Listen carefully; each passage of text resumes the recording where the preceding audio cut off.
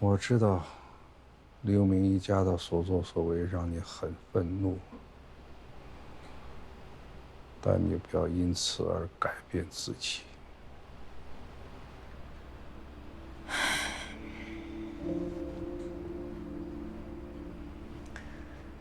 放心吧，我是为我自己活着，不是为别人活着。为这样的一家人更不值得。但我们也不能让坏人活得如此肆无忌惮，这是对我、对我家人，甚至对世界的不负责任。我不会像他们那样，我是律师，我知道什么该做，什么不该做。我已经长大了。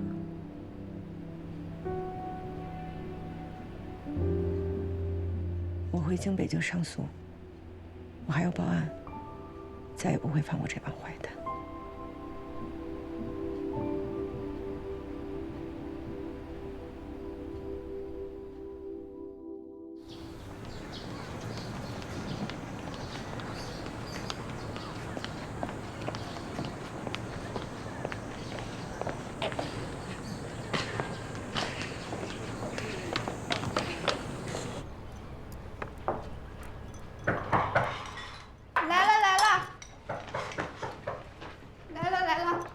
谁呀？不知道。你找谁呀？这是岳秀琴的家吧？是。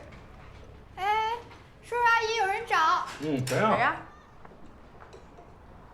哎，谁允许你进来的啊？你怎么找这儿来了？你干什么？吃饭呢？啊？还有脸吃啊？干什么？不怕把自己哎，给你干什么？抠着吗？你干什么？你来我家闹事是不是？你信不信我现在就报警？报啊！我妈躺在医院里呢，赶紧报！你们以为自己做坏事不会付出代价是吧？以为刘明跑了就可以跑了是吗？我今儿来告诉你们一声，你们在我身上和我父母身上所做的一切恶，我都会让刘明100倍的赔回来，信不信？我一会儿就去报案了。他不是不回来吗？我让警察把他抓回来。你吓唬谁呀？你报什么案呢？当初在说他从银行贷款，是拿那套房子做的抵押。那看来你是知道的。那你们当然也知道，他借私人贷已经把这房子抵押过一回了吧？现在把身体赶紧养好，以后跑监狱的时候有你们受。英子，刘婆，看在我一把年纪的份上，容我说上2句好吗？你母亲这事儿，我很抱歉，我已经批评过她了，真的说过她了。你能原谅她这一次，更希望别迁怒于刘明。刘先生，我一直都特敬重您，我一直都觉得你是一个素来软弱的人。我觉得发生这一切，你可能都是无力阻止，可我现在才知道，你是那个最会演的，你是又孬又坏。你媳妇儿对我妈做的这一切，你难道不知道吗？我妈躺在病床上，你打过一次电话吗？你看过她一回吗？没准儿，他们俩做的这些事儿，你都在中间出谋划策呢吧？现在事情发展到这一步，你怕我伤害到你儿子，你开始跟我装可怜是吗？恶心！你怎么说话呢你哈？他比你爸岁数都大，怎么尊重老人的？人不能因为老了就有作恶的理由，都活了一辈子了还没活明白呢，太可怜了。赶紧给你儿子去报信儿，让他有多远跑多远，千万别被警察给抓着。英子，你惹他妈干什么呀？你明明知道他不好惹呀！哎呀，先别说这些了，赶快给刘明报信儿啊，想办法呀，别让他回来。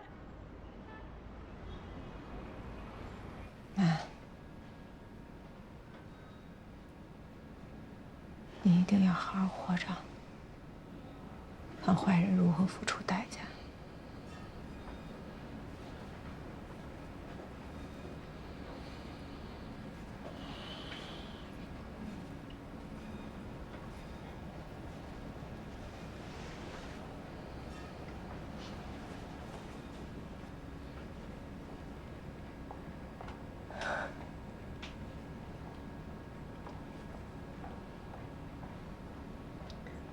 走了啊，我会常来看您的。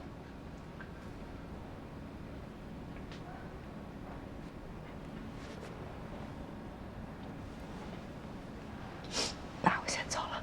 我送你到楼下吧。不用爸，您陪着妈妈。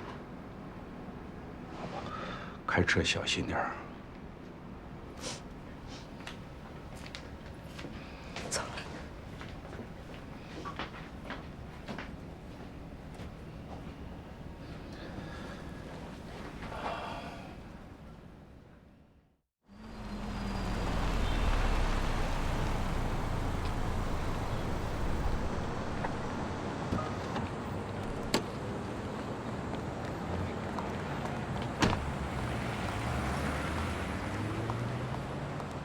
我走了。去吧。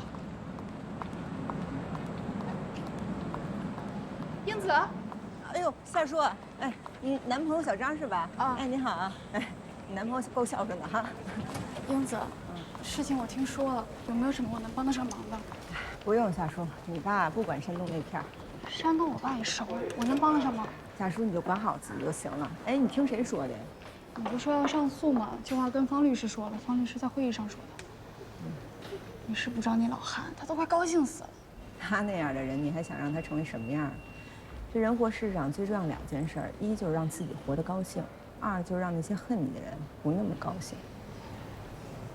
你说的真对，英子啊，那怎么才能让自己高兴，让那些人不那么高兴呢？夏叔，这世上还有恨你的人呢。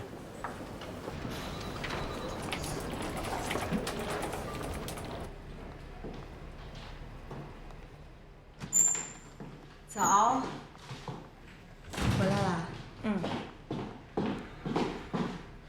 上诉状昨天正式的交上去了，许建设案的辩护思路我这2天正在写，你家里那边都安排好了？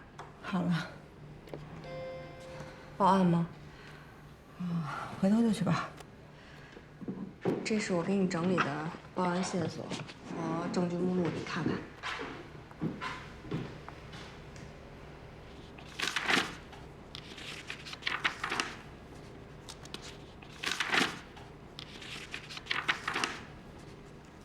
行，我先去打杯水。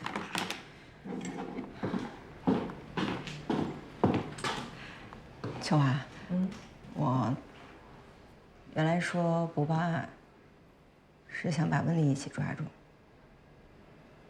现在我知道了，其实还是不忍心对刘明下手。对，我太贱了。尽管我知道我应该恨他，但我就是不忍心。我总想要他当面的一句话。方律让你回来去找他一趟，你上次跟他说不报案是为了抓温丽，现在也别改了啊。那我这就去。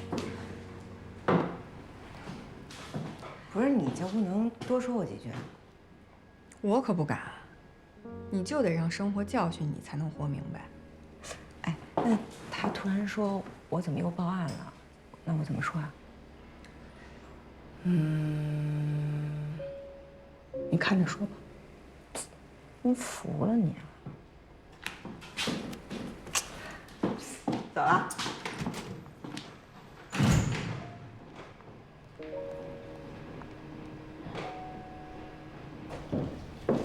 方律，哎，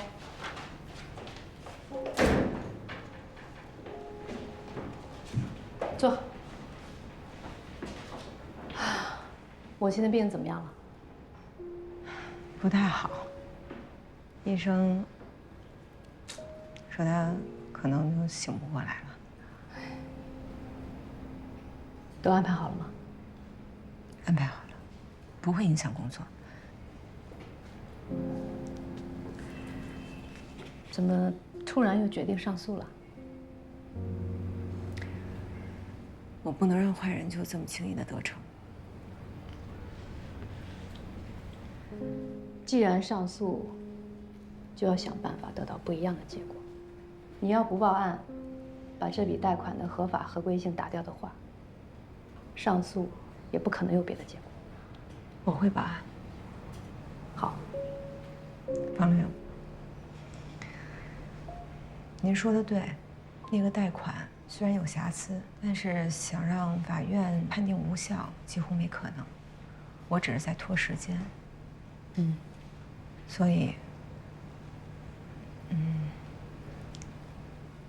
二审很大概率还是会输，二审就不委托给您了。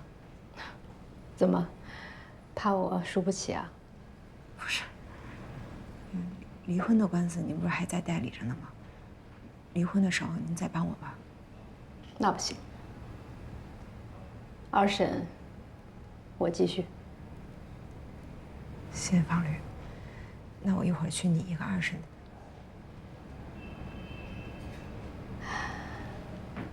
我免费。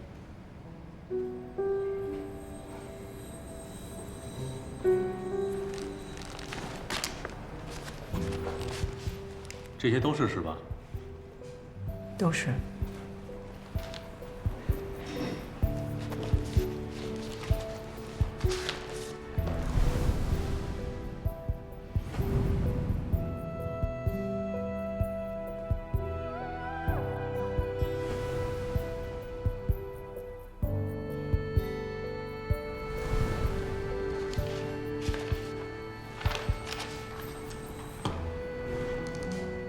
报上了，秋华，幸亏你整理的那些证据目录很顺利。放心吧，立案的可能性很大。那就这样啊。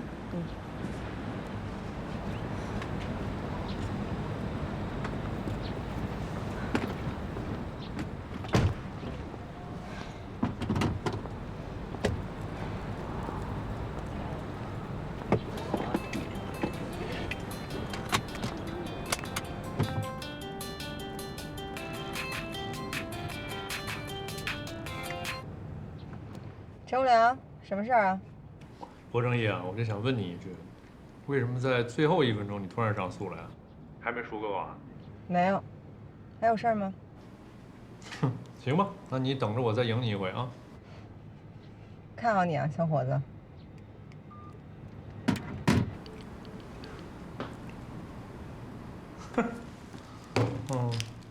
警方现在这边也是希望咱们能够提供更多的线索。刘明目前在美国是肯定的，但是他这点事儿还真够不上跨国追捕的。这个温丽是一点线索都没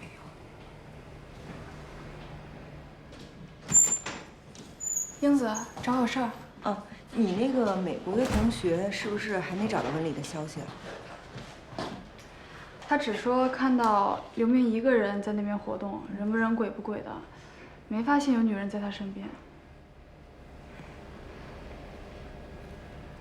那这女人到底去哪儿了呢？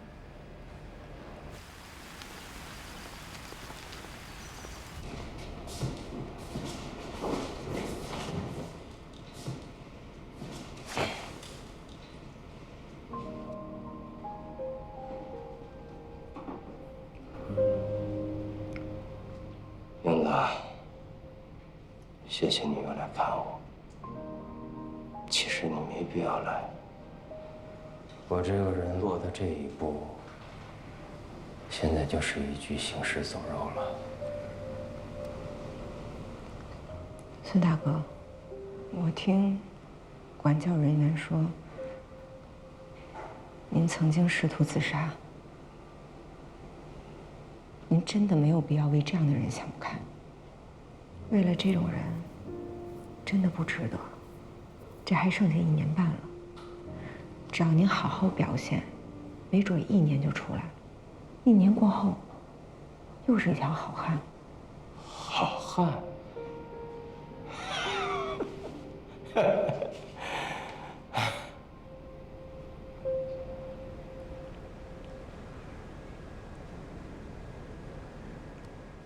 孙大哥，我现在非常需要您的帮助。虽然您在里边，但如果您愿意帮我的话，照样是可以抓住他的。怎么帮你说？我们现在面临的问题就是失去了他的线索。他现在人已经不在美国了，消失了。最近和您联系过吗？我们判断他可能是回国了，我怕错过时机。前几天我收到了他的信，他已经回国了，说回来是为了救我，为了救我，面儿都不着。让我给他介绍我的一个朋友丁兆光，上海大名鼎鼎的博士集团的丁老板。我猜是他下一个猎物。想打丁老板的主意，他是看错人了。丁老板不像我，那是个狠人，也很严谨，他不会上他的当的。您给他回信了吗？还没。本来想狠狠地骂他一顿，可是一提笔，我就觉得气血上涌，直到现在也没写。还好你没写，孙大哥，不着急，咱们应该联起手来，把他从您这儿骗来的和从我那儿骗来的钱都拿回来，并且让他身败名裂，让他要为他自己的行为付出代价。只要让他付出代价，我做什么都行。您当初转出去的钱，在您出事儿的时候，追回来多少？1分钱也没追回来。我当时坚信我们俩之间的情感，想着等自由了，我们一起分享那些钱，所以就算接受刑罚，进了监狱，我也没有把钱的去向说出来。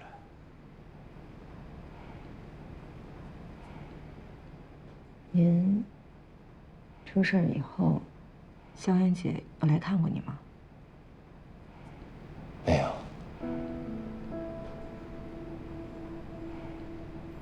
我进来以后，萧远就知道他的存在，就跟我离了婚。从那以后，我再也没有见过他。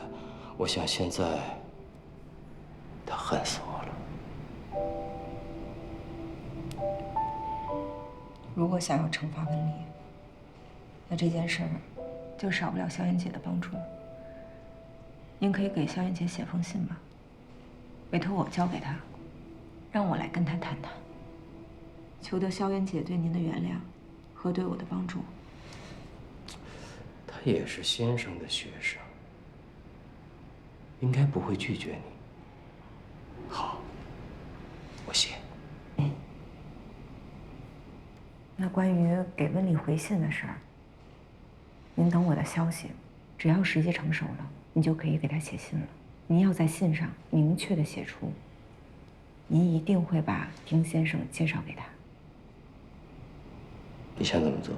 只要是让他认识了丁先生，我们就知道他在哪儿。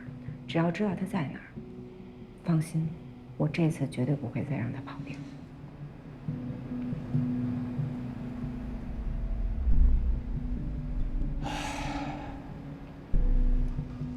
说出来你可能不信。后来我仔细回忆了回忆，其实我对他一无所知。我真是糊涂，快50岁的人了，居然被一个小姑娘冲昏了头脑，在对他不甚了解的情况下，把那么多钱转给了他，追悔莫及啊！英子，你知道吗？我是因为羞愧才想自杀的。事情也过去1年多了，也不要再为那件事而自责了，都过去了，更不用为这样的人想着了结自己的生命。只能说，您是爱了一个不值得爱的人吧。您能再帮我回忆一下吗？在你们交往的过程中，有没有任何能表明他来历的细节？这事儿我想过，只有一件。什么？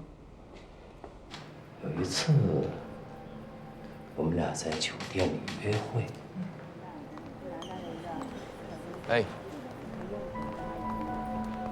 很久了吧？房间我都开好了，走。今天累吗？累。这个套的话比较贵一点，是3000。这个呢？阿鼎，我们换个地方吧。为什么呀？这个酒店环境很好，房间也大，再说酒我都醒上了，82年的。走吧。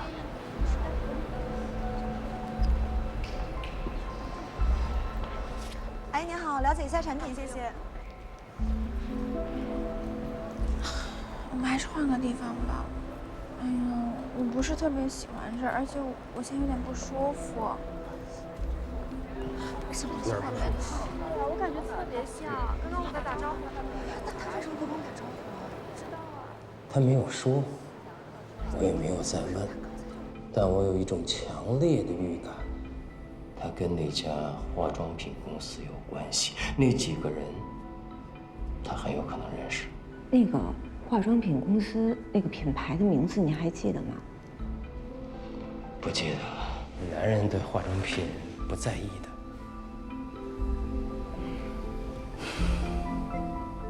没关系，只要还记得日期就行。记得日期，酒店那边就应该有记录。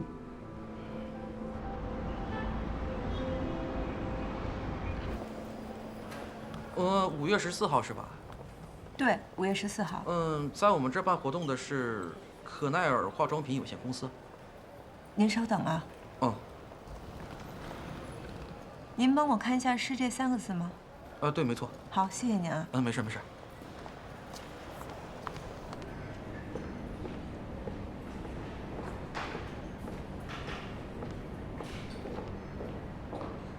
萧妍姐，英子，好久不见。哎，喝什么？来杯美式吧。哎，美式。好的。哎，你爸好不好？挺好。我老说去看看，去看看，瞎忙没时间。没事儿，我爸总说，那些抽不出时间去学校的、参加不了同学会的，大部分都是混得有出息的。罗先生说话还是这么犀利哈。其实啊，当年我们在学校的时候就觉得他不应该教刑法，应该教经济法。可惜了，他老人家的学问啊，只能在纸上谈兵了。你不怕我告诉他吗？不怕。啊，对了，你今天找我什么事儿？我见过孙总了。孙总呢，他知道自己错了，所以给您写了一封信，希望求得您的原谅。这个呢，你恐怕要失望了。我不接受任何人为他求情。咱们聊点别的。师姐，你要不要听我解释解释？我不想听。好。我呢，跟他结婚20年，白手起家，有2个孩子。可是他却为了一个认识不到1年的女人背叛了我。但最可气的是，他深深地伤害了我的2个孩子。我现在需要一个人养孩子，还要收拾他扔下来的那些烂摊子。所以这个人对于我来说已经死了，不存在了。特别理解。但是对于那个伤害你全家的女人，你打算原谅吗？不可能。那个女人叫温丽，她不但勾引了孙总，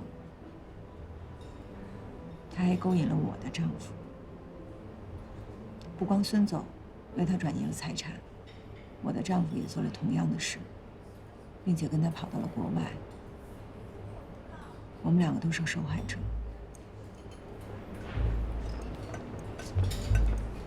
然后女士，您的咖啡。谢谢。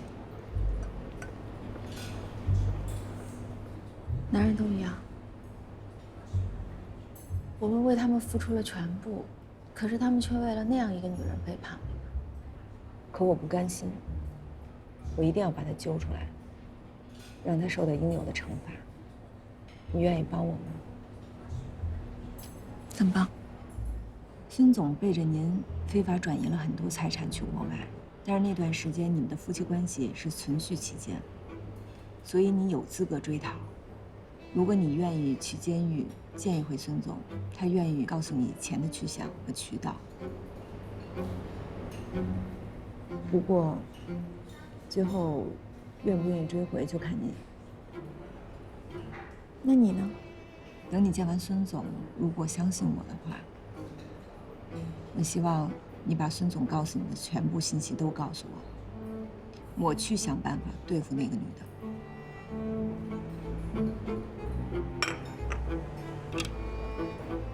可以啊。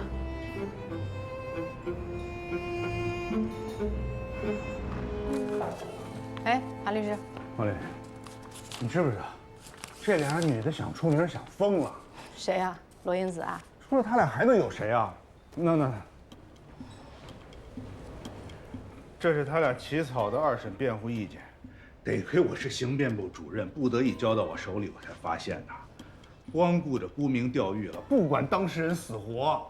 你看看啊，我给你指的在这儿啊，参与围殴，被周围人指认伤害人致死。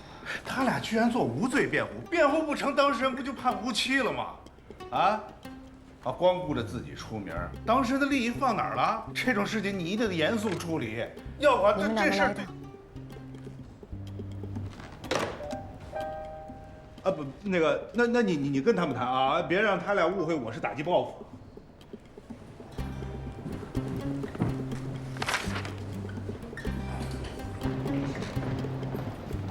韩主任，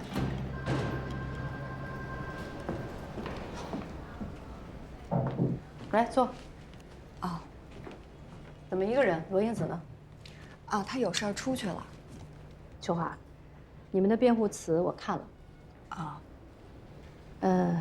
我觉得这个案子呢，做无罪辩护风险太大，我们要对当事人负责。我个人建议呢，你们分2步走，一个做无罪辩护，一个做罪轻辩护。方律，我们一开始也是这么想的，也把风险向当事人示明了，但当事人很坚持，不许我们做罪轻辩护。为什么呀？为什么这么坚持？乐观的想，也许他真的无罪吧。就算他真的无罪，那也得有证据在法庭上证明他无罪才行。是，方律，我们觉得这个案子做无罪辩护也不是一点空间都没有。毕竟指证他为主犯的证据也很薄弱，证明他有罪的责任在检方。如果我们能证明他们的证据存在着合理怀疑，本着疑罪从无的精神，判他无罪的可能性也是存在的。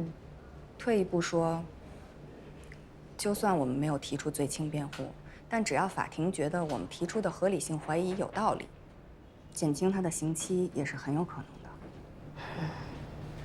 好吧，就这么做。但是你们一定要把做无罪辩护的风险告知当事人的家属，他们容易感情用事。明白。那你先去。好。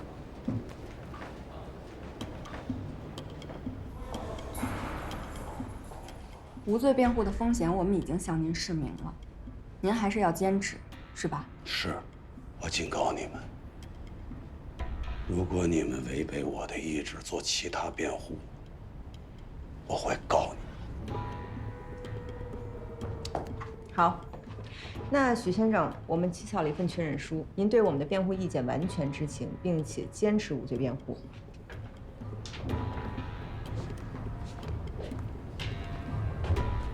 你看一下，如果没有意见的话，你就可以在上面签字。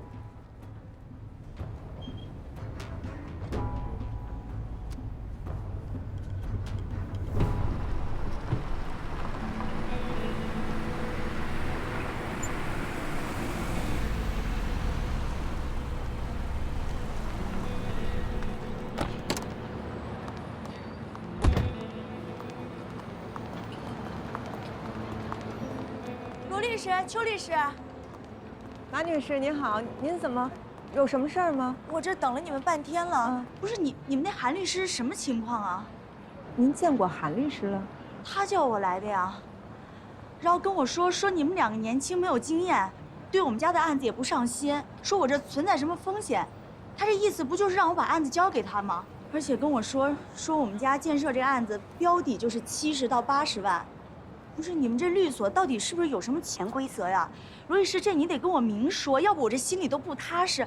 还有就是这合同都签完了，你要是突然涨价，我真的。律师，您先别着急啊，我先来解释一下刚才您的这些疑虑哈。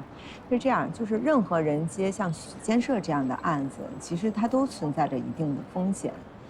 那韩律师的确是我们律所一个较有资历的律师吧。但是我们俩在这个案子上也下了很多的功夫了，在用心程度上您大可放心。说到律师费的问题，我觉得我们既然一开始已经商定好了，那就不会再改变了。这也是我们做人做事的一个信用问题。当然了，不管您最终是选择我们还是选择别的律师，我们都非常理解您的情况，因为对您来说都是一笔不小的投入吧。对了。我们俩刚刚是从法院回来，辩护意见呢已经交上去了，这个您放心吧。那2审还开庭吗？一般2审都不开庭，都是双方提交辩护意见。马女士，您可以放心，2审法官会慎重对待我们的辩护意见的。那你们还去见建设吗？2审没有结果之前，我们可能不会去会见了。我们这案子就拜托你们2位律师了，我这不相信你们还能相信谁呢？也麻烦你跟韩律师说，让他别再来找我了，我不可能委托他的。马女士，我们先跟您说声抱歉，我们也会跟这个律所这边反映一下，以后尽量不要再出现这样的情况。您放心吧。那你们忙，我们这案子就拜托你们了，我继续回去筹钱去。那有什么消息我们会及时通知您的。哎，谢谢了啊。您注意安全。拜托了啊。哎，好，再见啊。哎。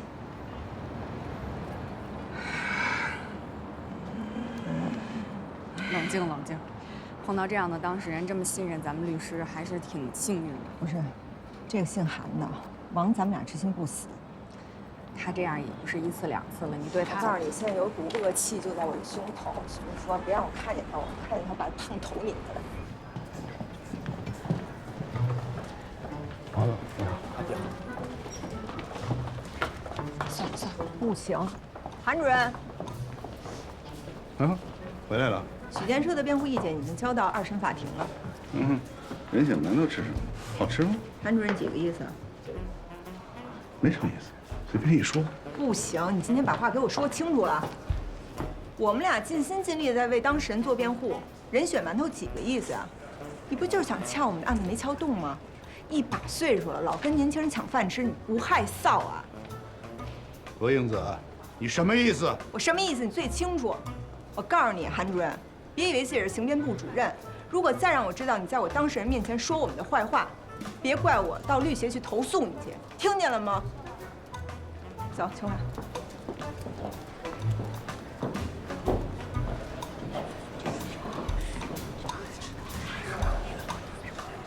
都看看啊，都看看，这就是对前辈说话的态度，跟谁学的？别生气，气大伤身。为了他生气不值当。人生不过百，凭什么委屈自己啊？爱谁谁吧。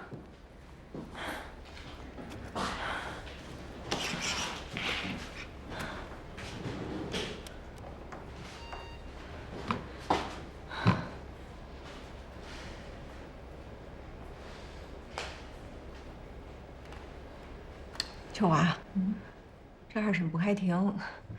咱们就递交一个书面辩护意见，我有点不放心。如果咱真输了，就光老韩这儿我都过不了。可是咱们该做的都做了呀。咱们去见见法官呢，当面阐述一下咱们对1审判决的意见。一般法官可不好见。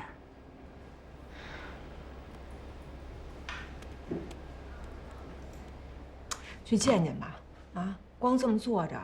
那咱只能仰仗着法官的责任心和注意力。法官也是人啊，他也有打盹的时候，是吧？行，走吧。今天说什么也给见着他。走，走。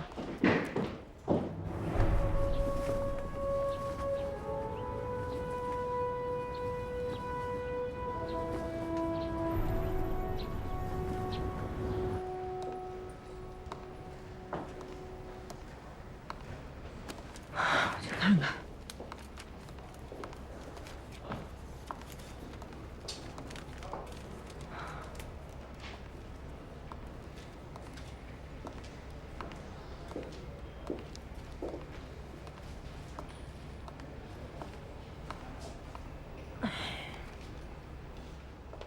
哪位找吴启立法官？啊，你好，是我们。哦，是你们啊。啊，我们是许建设的代理人。你们的辩护意见不是交上来了吗？还有什么事儿？麻烦您再跟吴法官说一声，我们还是想见见他，想当他面汇报一下这个案子的意见。你们放心，法官一定会认真研究你们的辩护意见的。将来出来判决书，你们就会看到了。你们的意见啊，在判决书里都会体现出来。对不起，我们的当事人一审被判了无期，我们觉得是有重大问题的，所以想一定要当面跟法官阐述一下我们的辩护意见。还是麻烦您跟法官说一声吧，我们占用不了他多少时间。对不起，吴法官在开庭，确实没时间。你们还是请回吧。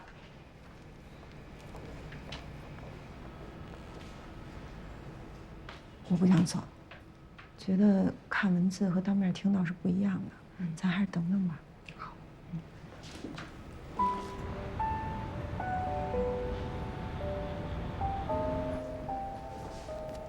刘法官有时间了，跟我走吧。我多像候鸟，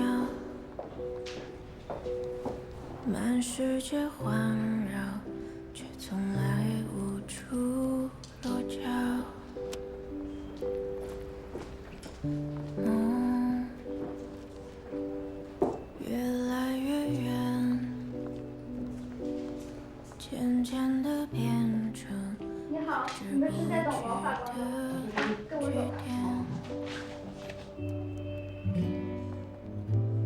所有的高楼都闪烁着匆忙的灯，夜色深深，星光低沉，等风吹进深海，云都散开，没有人我才能。不好意思，我们下班了。有个未来，从未到来。也该下班了。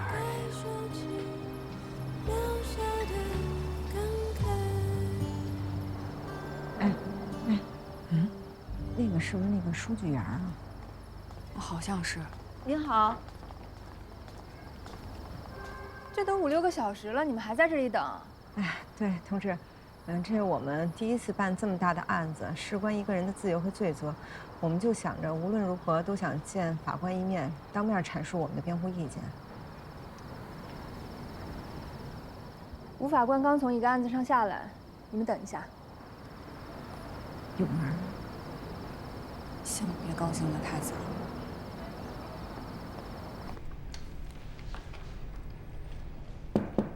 耶！吴法官，您才吃饭呀？啊，他们来了，请他们进来吧。进来吧。不好意思，二位。您好。那个一个案子啊，开了7个小时，中午来得及吃。打扰您了。没关系，这样你们的担心就多余了。请你们一定要相信法院，相信法律。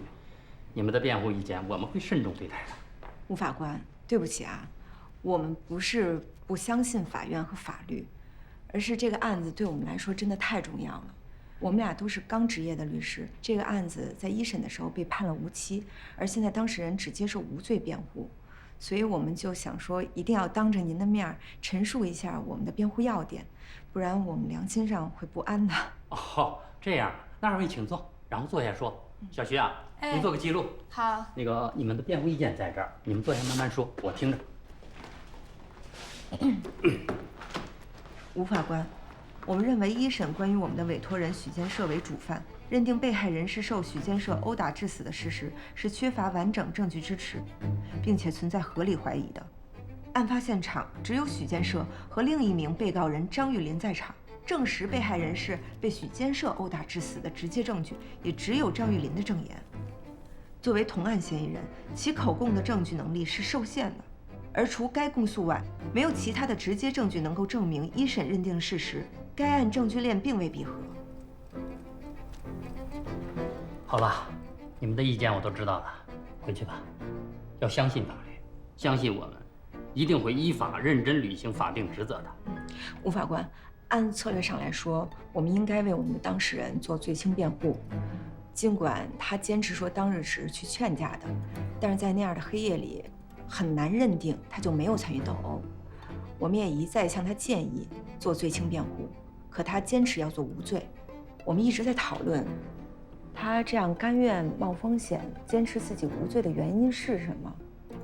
那我想可能只有2点：第一就是他真的没罪；第二，他坚信法律。吴法官，我希望法律能不辜负一个人的期待。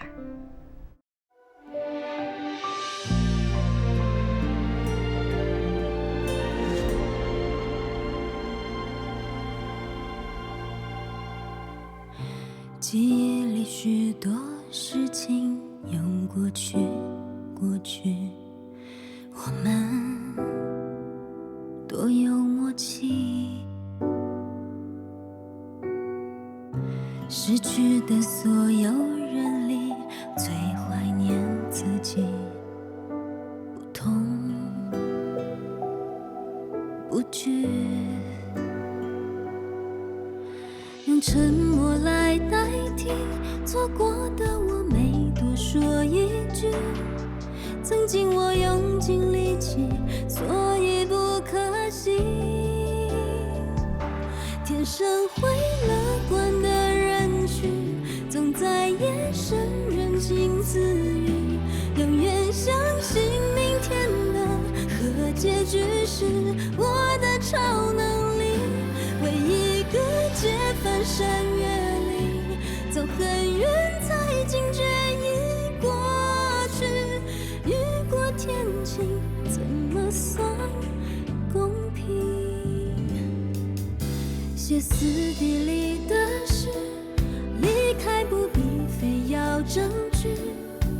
曾经我用尽力气，所以不可惜。错过你也成为风景，没做好有什么要紧？若世界显得拥挤，踉跄步履，我依然独行。用热泪等执着回应，找回那个完整的自己。我会爱我，再计算公平。我会爱我，再计算公平。